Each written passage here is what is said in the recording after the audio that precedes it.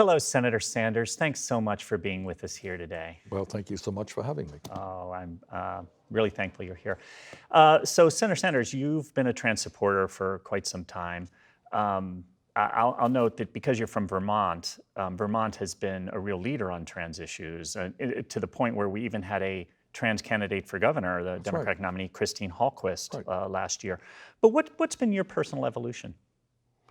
Well, the evolution is that in my office and getting around the country, we've had the opportunity to meet a lot of trans people and to understand that in today's climate, with Trump as president, there is an incredible amount of fear and justified anxiety in the trans community. And I applaud those people in the community who are standing up for dignity, who are standing up and fighting against prejudice, and who are making progress. I know it's a long, hard road, believe me, I do. But I think back now to 30, 40 years ago, and the struggles that the LGBT community had, and how far we have come. I mean, the truth is, 30, 40 years ago, nobody would have believed that gay marriage would be legal in every state in this country. And I think we're seeing similar progress in terms of demanding tolerance and seeing a little bit, some good movement in that direction. Yeah, absolutely. Well, one of the ways you've shown your support is you've been a co-sponsor of the Equality Act and ENDA before that. You know, president has a different role in legislation, but can we expect to see leadership on the Equality Act? Absolutely. Leadership is the right word. Leadership is the right word. You know, you're not a Senate co-sponsor when you're the President of the United States. Right now, we have a president who is a leader. He is leading this country in divisiveness and hatred. Mm-hmm. And that is a very sad, sad state of affairs for the United States. I will be a very different type of leader. I think that what engenders hate and fear is a lot to do with ignorance. And people are afraid of what they don't know. People that they don't know, ways of life that they're not familiar with. And I think as President of the United States, what my job will be is to make sure that everybody understands that we're all in this together. We are all Americans. We all have common needs. Yeah, we're different. And you know what? That's what kind of makes life a little bit interesting, doesn't it? Wouldn't it be all boring if we were all kind of the same? That we live in a country where folks come from literally hundreds of different countries around the world. People have different sexual orientations. People have different views. We should appreciate that, cherish that, and not be afraid. So I think as President of the United States, you will see me as a president who tries to do exactly the opposite of what Trump is doing. He tries to divide us. We're going to try to bring people together. And I think with good leadership, we can go a long way in doing that. Great. Well, so you've mentioned healthcare a couple times. It's one of the most important things for trans people, and the Trump administration has been trying to roll back protections, and we think they're probably going to get away with it temporarily. But what can trans people expect from Sanders' healthcare? What everybody else in this country can expect, and that is a Medicare for All single-payer program which covers all of the healthcare needs of all of the people. All right. Right now, as I'm sure you're aware, and this is not just a trans issue, believe me, you got over 80 million people who are uninsured or underinsured. You have 30,000 people a year who die because they don't get to a doctor when they should. You have people who go deeply into debt because they end up with cancer or some other terrible disease. So what Medicare for All will do is what many other countries around the world already do, most countries, and that is guarantee health care to all people, underlined all people, as a human right and not a privilege. That's what the trans community can look forward to. So that would require some anti-discrimination provisions and... It's built in. Yep, absolutely. That's what it is. Great. And our bill similarly covers reproductive health for women.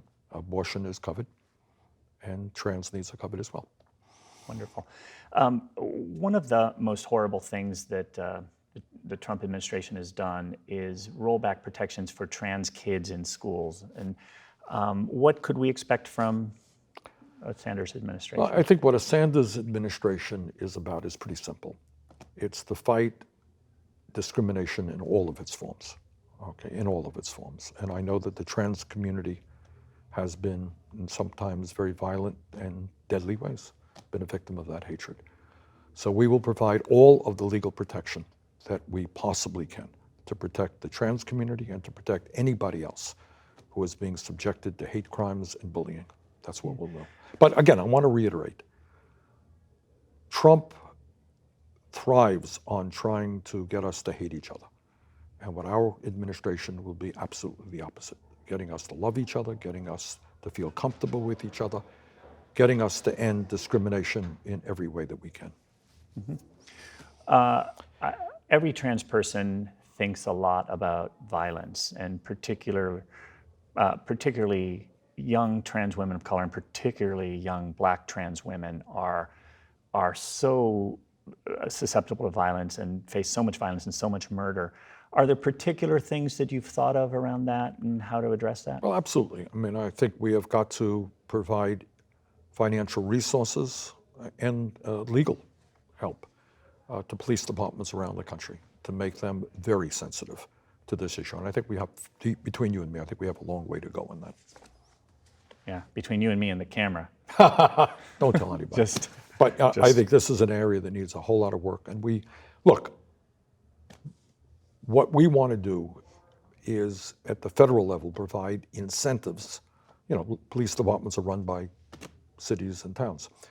But what we want to do is provide incentives for police departments around the country to do the right thing. And that means to use lethal force as police departments, police officers, as rarely as possible. To understand that we can deal with disturbances in ways that do not require shooting people.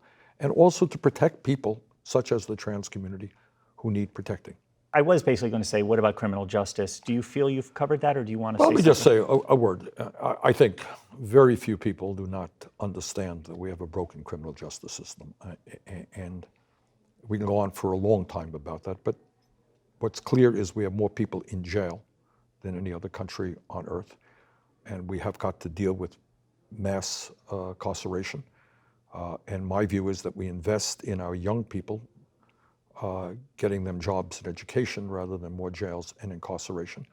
That we want to strengthen, as I mentioned a moment ago, police departments around this country to make them be part of the community, to make people feel, wow, this is really good, they're there to protect me, rather than to see them as intruders or people who are harassing parts of the community. And I think we could do that.